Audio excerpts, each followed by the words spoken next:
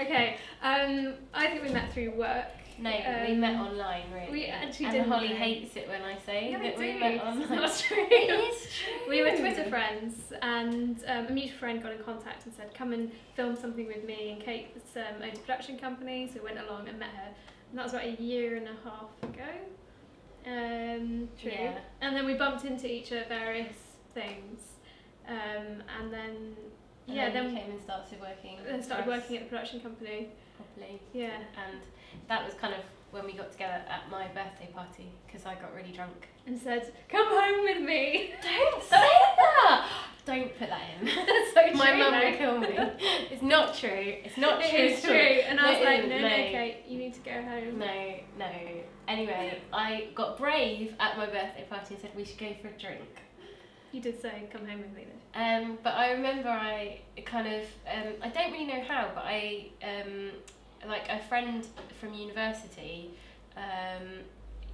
was kind of blogging about her, she had a double lung transplant, and so she was blogging about her transplant, so I remember that I used to follow Holly's blog when she was going through her kidney transplant, and it was really weird when we met in real life. Because you knew everything, and I was like really freaked out about it. I followed her whole journey, but didn't kind of realise it was.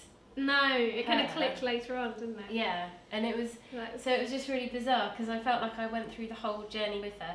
Then I got bored because she got well. So, and I stopped writing the blog. So she stopped writing the blog. I didn't bother reading it, Yeah. so she kind of dropped off my radar. Apart from online, because we were online.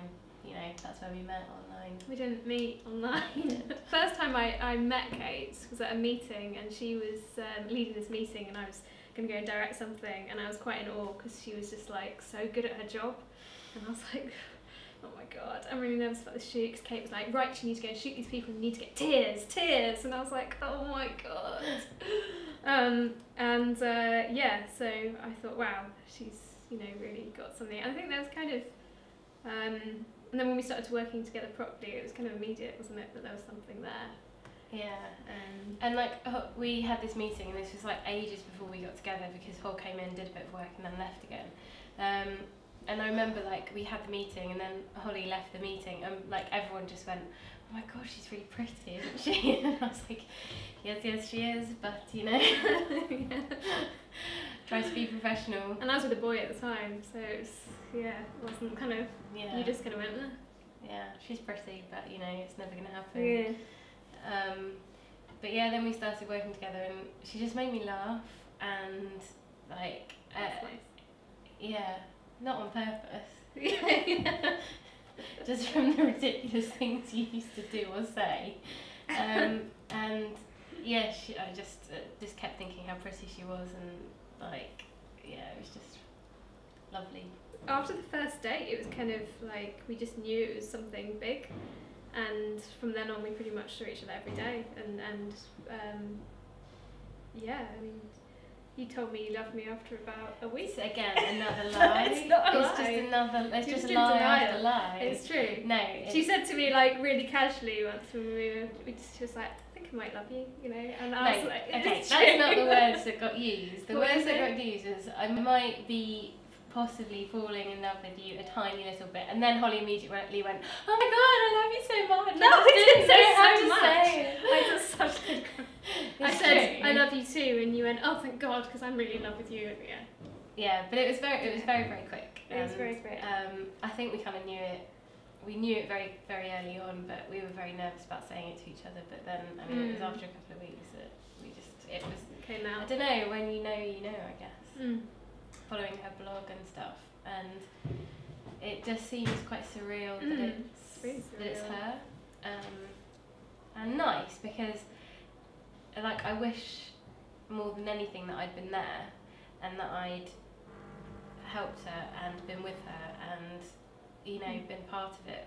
So in a weird way, I kind of feel like I was, because I was following it and I read it, and at the time. Next best thing. It's close enough. Close enough. Yeah. I guess. And that was 3.5 years ago, so it's quite a while. My health's really good, touch wood. Yeah, no, I'm very lucky. Yeah, I wouldn't be with her if she had a kidney problem. Whatever. I mean, I'd be really put off. So. That's it. was diagnosed with kidney failure when I was 19, completely out of the blue. I felt really bad for ages, but nothing. I just kept getting told that I had like chest infections, you know, things that, because doctors look at you when you're 19 and think there's nothing serious wrong with you, but I knew deep down there was. And eventually I was on holiday in California, and I got taken to hospital because I couldn't breathe very well and various things. And they diagnosed end-stage renal failure, which I think was something I was actually born with, small kidneys, and they stopped working.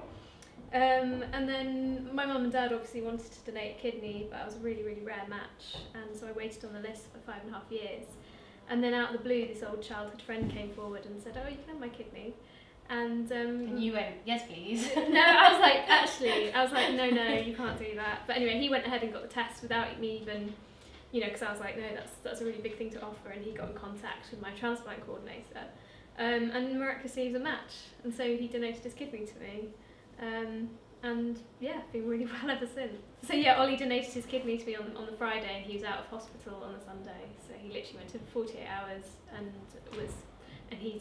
he's like a BMX and sports addict, you know, so he's back to doing everything he was doing before and more, really, actually. With 5 years on dialysis, it was like that was the majority of my 20s. So, you know, it's now I don't have to do any of that. I feel so well, I feel so lucky to be given this opportunity to, you know, feel so good. And yeah, I take a few pills every day, but before I was stuck in hospital 3 nights a week attached to a dialysis machine. And when you're, you know, 20, 21, 22, you don't want to be doing that on Friday night. And now I feel like I've got all sorts of freedom. I can go on impromptu breaks, and I've just been sailing around America and things that I never would have done before. And so yeah, I feel really lucky. Yeah, it's amazing, because if Holly wasn't well, then we would never have met, and I would still be looking for her. And like, I don't know, it's just the most incredible gift anyone could ever give. And you know, I remember following the blog and seeing how poorly she was, and the stuff that she achieves now, it's absolutely remarkable for somebody who's been through all of that to achieve what she achieves. Like, it's mind blowing when you actually think about it, and you know that it is all down to Ollie and Ollie's gift. Yeah. Imagine if it was the person you loved most in the world, if they needed something, you know, you'd go to the ends of the earth to try and help them and make them better, and you could be giving that gift to somebody. You know, just sign up, it's not going to hurt you, and sign up and tell everybody that that's what you want to give that gift. And also it's a really amazing legacy to leave, for not just, you know, you, for your parents or for your family members, because they know your death hasn't been a waste. It's gone on to save the lives of 7 people. So I'd say it's an absolutely heroic thing to do, and I'd encourage anyone to do it.